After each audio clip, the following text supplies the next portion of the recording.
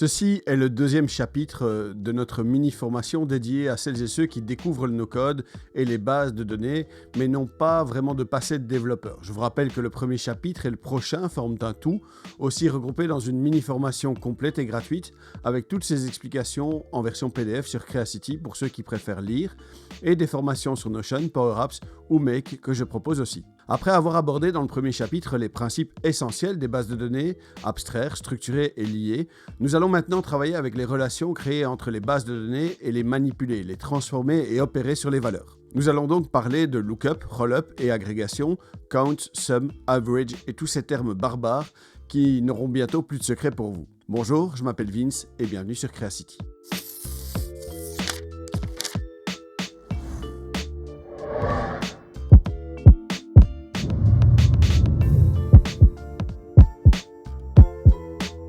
Je suis prof depuis 20 ans, j'ai créé des formations sur les outils no-code, des livres et beaucoup de vidéos ici sur YouTube. Ça me ferait plaisir que vous vous abonniez, que vous mettiez un petit pouce et que vous fassiez sonner la cloche, mais encore plus que vous me laissiez un petit coucou, une question ou une réflexion dans les commentaires. Chaque outil a un petit peu son propre vocabulaire dans les concepts que nous allons aborder, mais au final, vous allez vous rendre compte que l'objectif, que l'usage est toujours sensiblement le même. Avec lookup et rollup dans Airtable ou les agrégations dans Notion, on entre dans un domaine qui est plus de l'ordre de l'interprétation des fonctionnalités propres, de l'implémentation des bases de données par chaque plateforme. Airtable voit les choses à sa manière, Notion également, mais au bout du compte, les principes sont à peu près équivalents. Ces possibilités se basent sur la relation qui est créée entre deux tables dans une base de données. Cette relation, pour rappel, c'est le troisième principe des bases de données liées et qui permet une recherche verticale.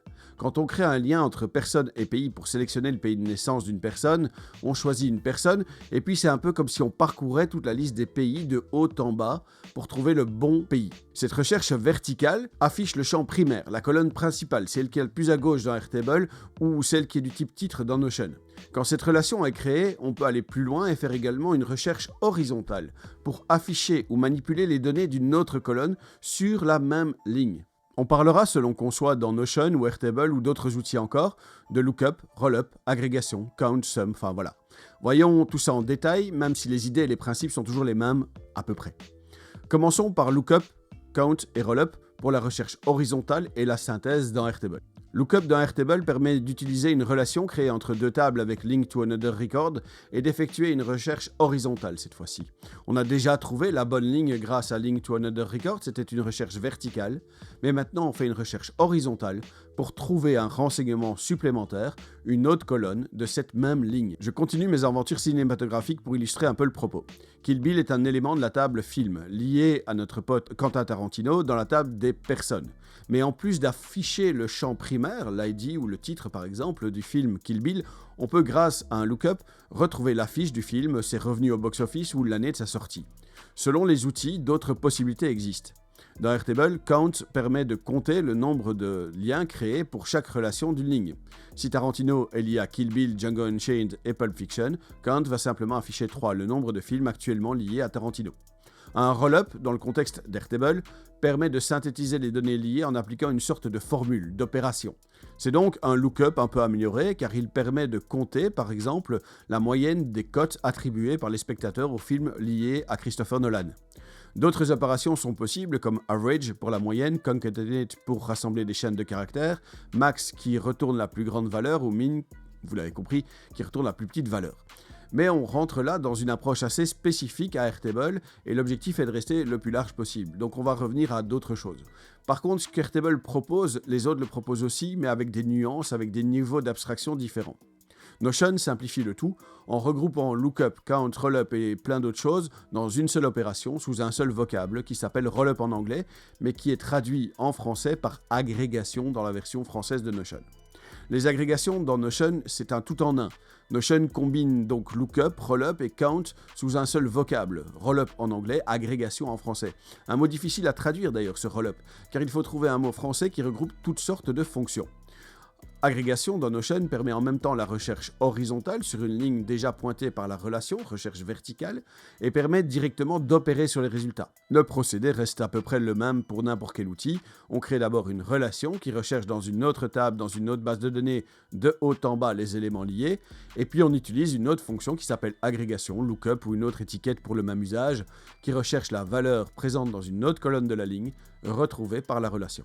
On crée donc une relation qui recherche dans la liste des films de haut en bas les films liés à James Cameron, et sur chaque ligne, on retrouve, grâce à l'agrégation, une valeur présente dans une colonne, par exemple budget, qui fait la somme de tous ces budgets trouvés, et il va sans doute falloir agrandir la colonne pour afficher tous les zéros. Les formules et les différents langages.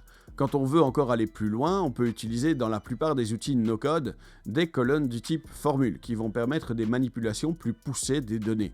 On pourra opérer sur les chaînes de caractères, le texte quoi, sur les nombres, les dates et même les arrays, c'est-à-dire les jeux de données.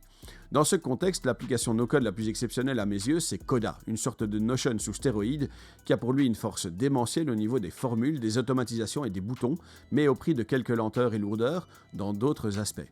Coda est incroyable, les formules permettent de faire des choses complètement folles, mais clairement c'est un outil plus complexe, plus technique, moins abordable et moins rapide pour la création de contenu que Notion.